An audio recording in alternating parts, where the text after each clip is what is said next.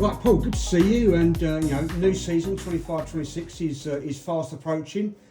Obviously, you've had a couple of training sessions now down here. How are we looking for the new season? Yeah, it's all new again. You know what happens when we seem to produce players and they seem to move on. Which, if they're going up a division, we wish them all the best, and if they're going up, they deserve it. So, obviously, you've seen out there we've got a couple of new coaches. It's been a bit of a, I wouldn't say stop-start. It's been very interesting. I've been very impressed with the coaching. I've done a bit of goalkeeping tonight with the keepers. It's always the same pre-season, people on holiday and not coming back. We've had a couple of players who've committed and have not come back. So it's slow, but got a first game on Saturday where I'll use a lot of trialists and new lads to try them out and see how we go. So so again, we're rebuilding. We seem to be the story of the last few years. Rebuilding every year. So we will go from there. But yeah, looking forward to it. That's it. I mean, you say about new coaches there. I understand Dean Harrison is your new assistant. Is that correct? Well, Dean's coming on the coaching team. Yeah, so he'll work alongside the coach and also with Kevin as well. So Kevin has sort of got that bit of role as well. So I've always had a management team, haven't I? Really, I've always described it as a management team. So that's how I like to keep it. And but yeah, he's been a breath of fresh air really coming in. So he's been about, and I'm looking forward to it. That's it. And any players from last season that are staying that you can tell us about? So the players that are staying so far that I know that have actually signed are Dan Rumans, Jack Grosvenor, David Sota, Mitch Hahn, Sammy. You asked me to pronounce his surname.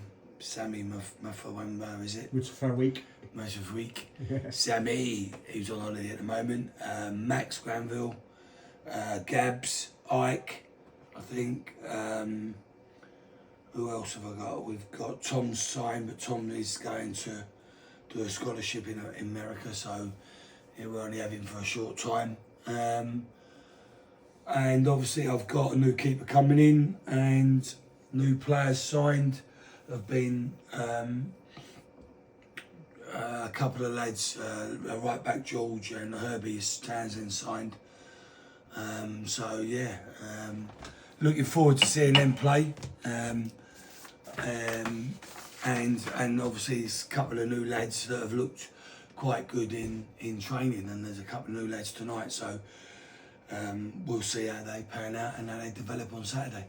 That's it. I mean, you say about the lads, out there tonight. I think I counted 19, if I remember rightly. So obviously, as you alluded to earlier, there's a few that have obviously moved on, which happens at this level of football, and it's just about getting new people through the door and getting everyone used to each other as well, I guess.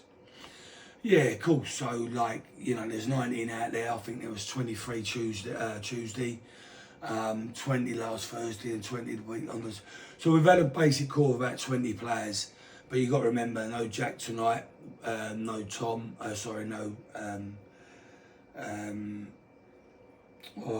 Max, no Sammy, no Dan. So we've got a few missing, and I suppose if Theo was here on Tuesday, we'd have had 24, and Ike as well. 20. I think Ike was here, so that's a lie. So. And then Josh, who's pulled out tonight as well, but looks like Josh is going to trial somewhere else. So, and I wish him all the best. But, listen, I'm not one to have 40 players in. I don't think that does you any good. Work with your core. I've kept a core of players. And of course, and Jay Rolfe ain't here tonight, so Jay will be back Tuesday. So, there's 6 there, first team players, starters that ain't here tonight. So, and you've got 19 there. So, good numbers, and I'm looking forward to everyone to be back. So hopefully most of them will be available for next Thursday's game against Royston, which has been brought forward. That's it. Yeah, I mean, I was going to come to that. You know, your first home game against Royston, which is going to be the Sean Minot Memorial Trophy, which I presume has been brought forward. That's a memorable game, and obviously the Tuesday after that you've got an away game at Hoddesdon, which is going to have some meaning as well. Yeah, of course. I thought I'll be honest with you, I thought the Bedford game was going to be Sean Minot. Who said it was a Sean Minot? I'm just presuming from last year because it was Royston last year. Yeah, I know. No, I've got to give them notice. It'll be a Saturday game. We do Sean, right. So that won't be a Thursday night. I'll do Sean's game, probably against Bedford on that Saturday. So which is the following Saturday. Yeah. So we'll do that. Hoddesdon, it'd be meaningful because obviously he was skipper there, skipper here. My good mate and Lou's very good friends and family. Families are very close with Simon Riddle, who's the manager. Obviously Jack will play and he's friends with Lou. So yeah, that's got a little bit of a meaning thing. But you know, with Lou, something will happen or other. Down the line, we haven't discussed that. Lou, his brother Lee, will arrange things like that. So I think he's already got that in hand. So, you know, it's going to be tough. You know, he's not been here pre-season and probably one of the first, I'd say, maybe only the second one he's ever missed from me, and probably first. I can't remember now. But you know, he came back last year and obviously done his Achilles. So, it's tough not having him here because he was a warrior, he was a leader, he was everything that you want from a skipper, and also a very good friend. Yeah, absolutely. I mean, you know, we echo those thoughts of yours as well. But I mean, moving on to next season, obviously there's teams come into the league, teams have come up, teams have come down. Is there anyone that you're specifically looking out for? I think contenders. I think it's going to be tough. I think it is going to be a little bit tough. I think Itchin are going to be a force.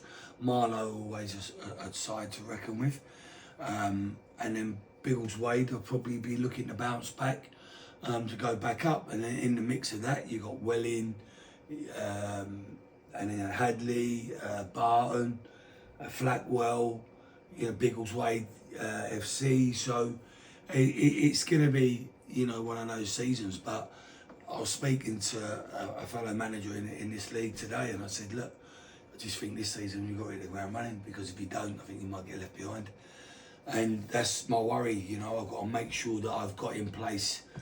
I'll be honest with you. I'm not too. I lost some players, but I'm not. I've still got Avasami to come back if he's coming back. He's not been too. He's had a bit of an operation, so we've had to leave him till next week, and hopefully he's back. And if he's back, I don't think I'm going to be too disappointed. I've signed I've got a couple of new right backs I'm very impressed with.